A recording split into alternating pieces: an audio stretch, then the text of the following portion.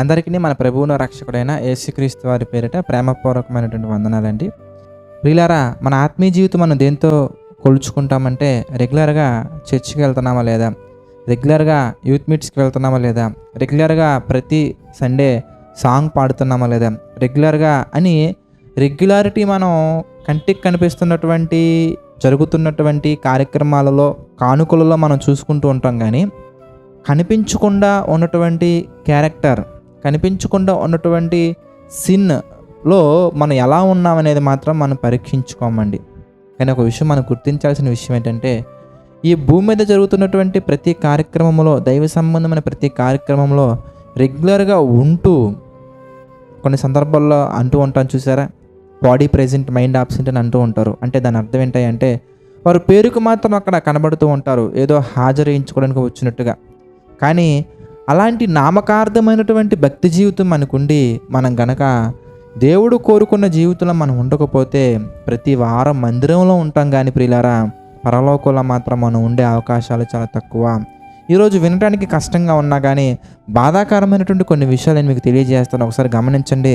యోహాను సువార్త 3వ అధ్యాయం మనం చూస్తేనండి 5వ వచనం మనం చూద్దాం. ప్రియులారా, యేసు ఇట్లా, నేను ఒకడు నీటి మూలముగాను ఆత్మ మూలముగాను జన్మించితేనే గాని దేవుని రాజ్యములో ప్రవేశింపలేడని నీతో నిశ్చయముగా చెప్పుచున్నాను.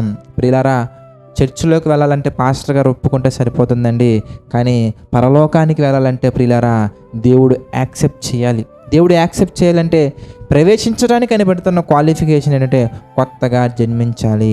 కొత్తగా జన్మించినటువంటి ఏంటి బ్రదర్, కొత్తగా జన్మించినటువంటి ఎలా బ్రదర్ అని మీరు అడగలిగినట్లయితే కనుక దేవుని యొక్క వాక్యం సెలవిస్తుంది. గలతీయులకు రాసినటువంటి పత్రిక 5వ అధ్యాయము 23వ వచనం కనుక మనం జాగ్రత్తగా ధ్యానించినట్లయితే, ఇట్టి వాటికి విరోధమైన నియమం ఏమీ లేదు, క్రీస్తు యేసు సంబంధులు శరీరమును దాని ఇచ్చలతోటూ దురాశలతో సిలువ వేసి ఉన్నారు. అంటే మనం ఏం చేయగలం? కొత్తగా జన్మించడం అంటే ఈ శారీరక సంబంధమైన జీవితాన్ని మనం చంపివేసి ఆత్మ సంబంధమైన జీవితాన్ని మనం ప్రారంభించాలి. అనగా బాప్తిస్మం పొందాలి. అనగా మన పాపాలను మనం ఒప్పుకోవాలి, మన పాపాలను మనం కడిగి వేసుకోవాలి, పాపాలకు పాపక్షమాపణ పొందాలి.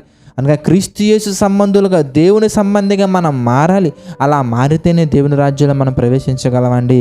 ఇది మాత్రమే కాదండి, ఒకవేళ నువ్వు బాప్తిస్మం తీసుకుని దేవుని యొక్క సన్నిధిలోకి వచ్చి దేవుని యొక్క సంఘంలో నువ్వు చేర్చబడినా కానీ ప్రియులారా, అంతమ వరకు కనుక మన జీవితాన్ని మనం కాపాడుకోకపోతే అన్ని విషయాల్లో మనం స్థిరంగా కనబడవచ్చు. అవి మన జీవితాన్ని స్ట్రెంగ్తెన్ చేయడానికి ఉపయోగపడతాయి తప్ప రెగ్యులర్గా నువ్వు మందిరానికి వస్తే నీ ఆత్మీయ జీవితం బలపడుతుంది, సహవాసంలో ఉంటే ఆత్మీయ జీవితం బలపడుతుంది, ప్రార్థన చేసుకుంటే ఆత్మీయ జీవితం బలపడుతుంది. కానీ పరలోకానికి వెళ్ళాలంటే కనుక పాపాన్ని జయించాల్సిందే. పాపాన్ని మన హృదయంలో అలా ఉంచుకొని, పాపాన్ని మన జీవితంలో అలా ఉంచుకొని ఎన్ని కార్యక్రమాల్లో బలపడి, ఎన్ని కార్యక్రమాల్లో మనం పార్టిసిపేట్ చేసినా కానీ, హెబ్రీయులకు రాసిన పత్రిక 12వ అధ్యాయం 14వ వచనం మనం చూస్తే, అందరితో సమాధానమును పరిశుద్ధత కలిగినట్టుగా ప్రయత్నించుడి, పరిశుద్ధత లేకుండా ఎవడును ప్రభువును చూడడు.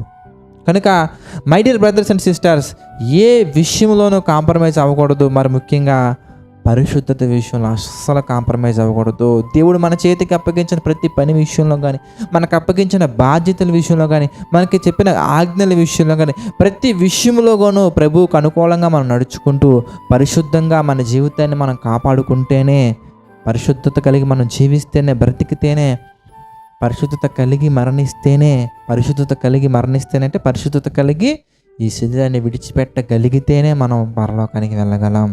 కనుక మన జీవిత అంతము, మన దేవుడు మనకి ఆఖరి సెకండ్ ఎక్కడైతే రాశారో, ఎక్కడి వరకు అయితే మనకి దేవుడు ఈ కాలాన్ని అప్పగించారో, ఆ కాలం అంతా కూడా మనం ఏం చేయాలి అంటే కాలాన్ని దుర్వినియోగం చేయకుండా సద్వినియోగం చేసుకుంటూ పరిశుద్ధతలో బ్రతుకుచు, ఆరాధనలో కాదు ప్రియులారా, ప్రతి విషయంలో మనం స్థిరులుగా నిలబడాలని మనస్ఫూర్తిగా కోరుకుంటూ అలా ఉంటేనే పరలోకం వెళ్తామండి. ప్రార్థన చేసుకుందామండి. ప్రార్థన. దయగల తండ్రి, ప్రేమగల దేవ, అనేకమైన విషయాలు మాకు తెలియజేస్తూ మీ చిత్త ప్రకారం నడిపిస్తున్నందుకు కృతజ్ఞతాస్తుతులు చెల్లించుకుంటున్నాం తండ్రి. ప్రభువా, ఈ చేసి చర్చి పరిచర్యలో తండ్రి ఎంతగానో తోడుగా ఉండి నడిపిస్తూ మాకు సహాయం చేస్తూ ముందుకు తీసుకువెళ్తున్నందుకు కృతజ్ఞతాస్తుతులు చెల్లించుకుంటున్నాం తండ్రి. మమ్మల్ని దీవించండి, ఆశీర్వదించండి ప్రభువా.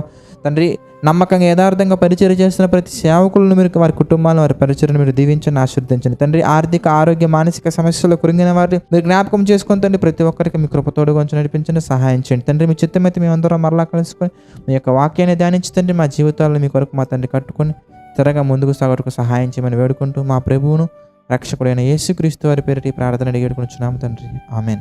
అందరికీ వందనాలండి. God bless you all.